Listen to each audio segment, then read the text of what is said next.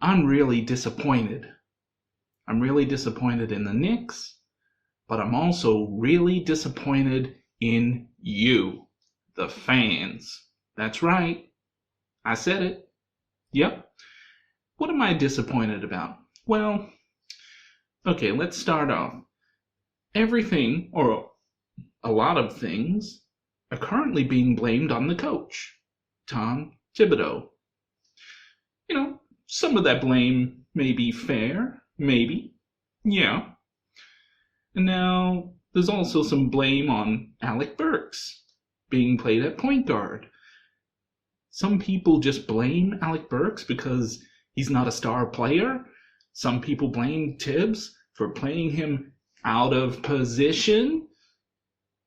When are we going to start blaming the people on the court who are actually producing these results? You think there's some magical lineup, some magical combination that Tibbs can pick that is going to completely flip this team around and turn them into a contender or a 50-win team? It's not happening. At some point, you have to sit down and just think. There's no stars on this team. There's none. Julius Randle played like a star last season, but right now, that's looking like an outlier. We don't know for sure if Julius Randle can really ever do that again. Was it the fact that there were no fans in the stands? Maybe. I don't know. But at this point, right now, we don't have a single all-star player on this team. You think RJ's a star? RJ's my favorite player on the team. But he's not a star. Not yet. Look at his last 10 games. 25 points per game. That's nice. You know what's not nice? 38% from the field. 33% from deep. That's not gonna get it done. And that's including the game where he scored 46 points. Imagine how bad it would be if we took that one game out. Those are his numbers from his last 10 games. It's not good enough.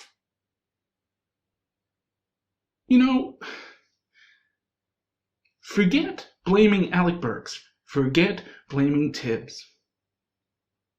Right now, for this season, the blame is on Julius Randle and RJ Barrett. That's right. My favorite player on the team, I'm blaming him as well. One of the stats that I truly value is a true shooting percentage. You gotta have efficiency to be good. You do. You don't need every single player on the team to be an efficient scorer. But what you absolutely cannot have is your top 2 shot takers being your worst efficient scorers. And that's exactly what they are. Have a look at the stats. Look at the true shooting percentage. Keep in mind, the true shooting percentage is a combination of your 2-point field goals, your 3-point field goals, and your free throw shooting. It factors in that a 3-point shot is more valuable than a 2-point shot. Now have a look. These 2 players taking the most shots for our team are putting up the worst shooting percentages. Forget Dotson, Selden, Mooney, McBride.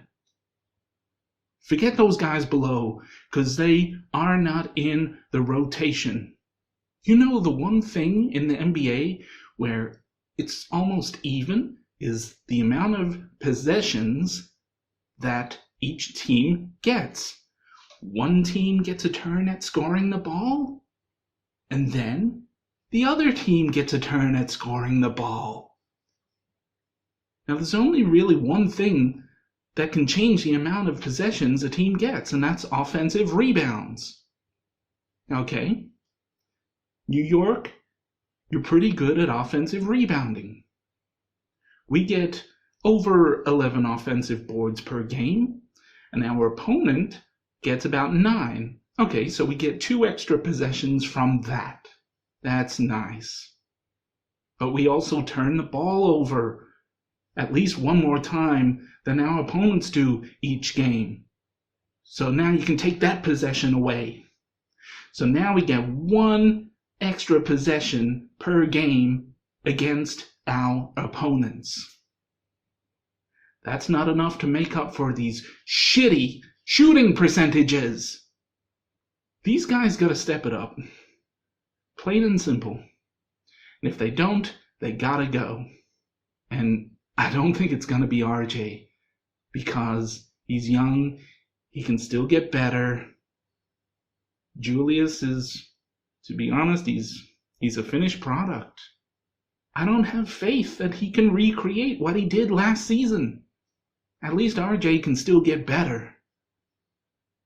And speaking about possessions, there is a statistic with your offensive and defensive ratings based on the amount of points the team produces when that player is on the court.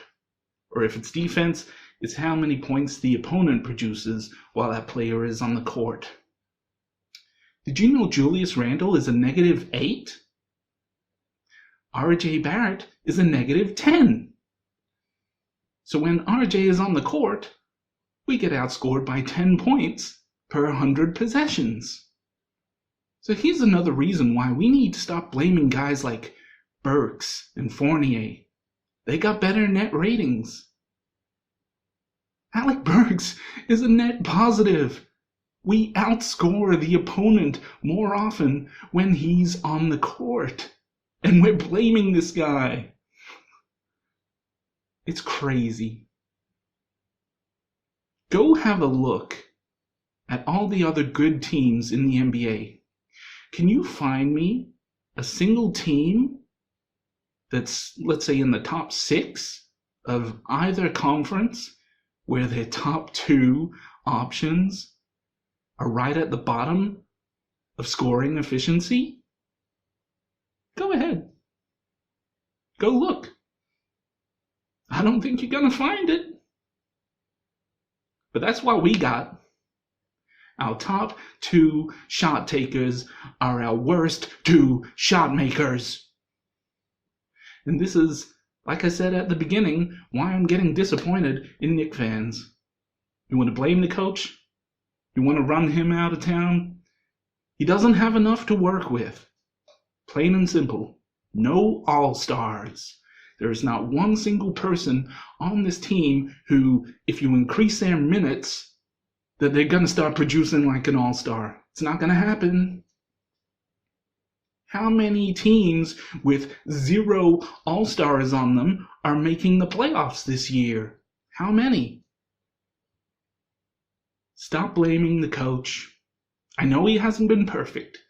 I'm not saying he's been perfect. He's made some really stupid decisions at times. I'm just tired of, let's just blame the coach, let's change the coach, and suddenly that's going to fix everything. It's not. Blaming Alec Burks, who actually, as I was saying before, he's been a net positive. How can you blame a role player who's actually giving you good overall results?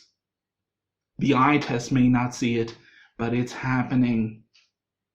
But the 2 guys who aren't giving you very good results are the 2 guys taking the most shots. Julius Randle, RJ Barrett. Now I know that last year we were a really good defensive team, and that's really what made us a good team. But we weren't this bad on offense last season. Go look at Julius Randle's stats last season. He was nowhere near the bottom in scoring efficiency on the team. But now he is. I'm so over the fans getting fixated on these stupid fucking narratives. Every damn game, it's, oh, this loss is on Tibbs. Look at Burks, he can't play point guard. Despite the fact we always called him like a Swiss Army knife, he can play multiple positions. You didn't care about that if he ever had to play point guard last season. His first time playing point guard this season, didn't he drop like 26 points? The one thing that's been consistent all season is Julius Randle and RJ Barrett taking all the shots. And look at their percentages. It's fucking trash. Maybe a point guard will help them out a little bit, but these guys are dominant ball handlers. Realistically, how much time is a point guard going to have the ball in their hands with these two guys on the court? Have a look at teams like Boston and Chicago.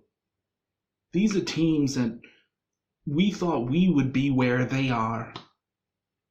Go have a look at the true shooting percentages of their top two shot takers. Levine and DeRozan, they're both shooting up close to 60% each. Tatum and Brown, they're shooting like 57, 58%, something like that. What is RJ and Julius shooting? 51%. You can't have your top two players shooting this bad. You can't. I'm done.